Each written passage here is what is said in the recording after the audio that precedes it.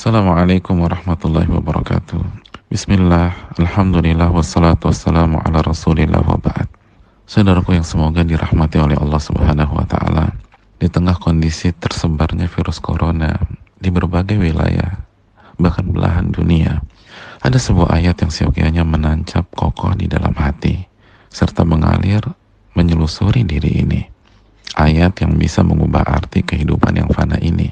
Allah berfirman, wa khuliqal insanu dha'ifa. Manusia diciptakan dalam kondisi lemah. Itulah firman Allah dalam surat An-Nisa ayat 28. Ya, rasanya hari-hari ini adalah waktu yang tepat untuk merenungkan ayat tersebut. Bagaimana tidak lemah menghadapi makhluk Allah yang berukuran 100 nanometer saja. Jutaan manusia begitu kewalahan. Ribuan manusia roboh, jutaan lainnya mengisolasi diri, menutup kota, serta diselimuti rasa takut dan cemas.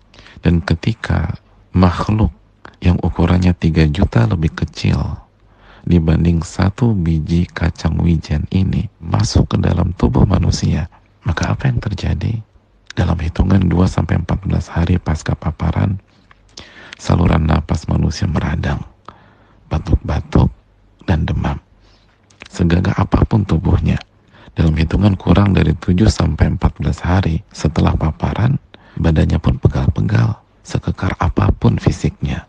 Dan dalam hitungan 5-14 hari, saluran pernapasan manusia menyempit, sehingga terasa sesak dan sulit bernapas. Dan dalam hitungan 10 hari, pasien yang tidak dirawat akan mengalami disorientasi.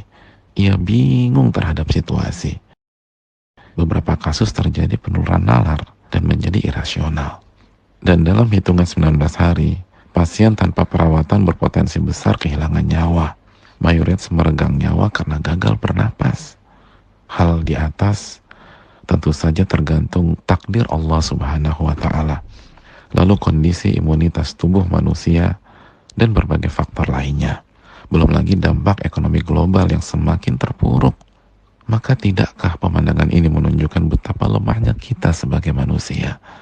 Saudaraku yang Allah muliakan, sebagai pihak yang lemah, maka bukankah kita butuh terhadap Zat yang maha kuat? Sekarang, di hadapan pelupuk mata kita, hendaknya selalu dihadirkan sebuah ayat di dalam Al-Quranul Karim. Ketika Allah berfirman, Ya ayuhan nas, antumul fuqara'u ilallah, wallahu wal ghaniyul hamid. Wahai manusia, kalian itu fakir, butuh kepada Allah. Dan Allah, dialah yang maha kaya, tidak butuh apapun. Dan dialah yang maha terpuji. Benar saudaraku, kita ini fakir dan butuh kepada Allah. Butuh pertolongan Allah. Butuh penjagaan dan perlindungan Allah. Butuh taufik dan petunjuk dari Allah. Agar tidak keliru dalam bertemu orang. Atau terjebak radius jarak dekat dengan orang yang salah. Atau memegang sebuah benda yang ternyata terjangkit virus tersebut. Dan jika seseorang ditakdirkan terjangkit, dan kita semua berharap semoga itu tidak terjadi, tapi jika ditakdirkan seseorang terjangkit, maka ia butuh hidayah agar bisa menghadapinya dengan sabar, dengan ridho kepada takdir, serta butuh pertolongan serta kesembuhan dari Allah subhanahu wa ta'ala. Allah subhanahu wa ta'ala berfirman, fafirru ilallah, bersegeralah untuk kembali kepada Allah. Saudaraku yang Allah muliakan, maka bersegeralah kembali kepada Allah, khususnya pada kondisi seperti ini. Tingkatkan iman kita dan amal soleh kita.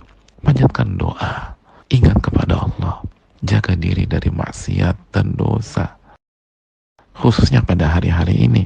Lalu berikhtiar dan lakukan social distancing semaksimal mungkin sesuai dengan kondisi masing-masing sebagaimana arahan dari pemerintah.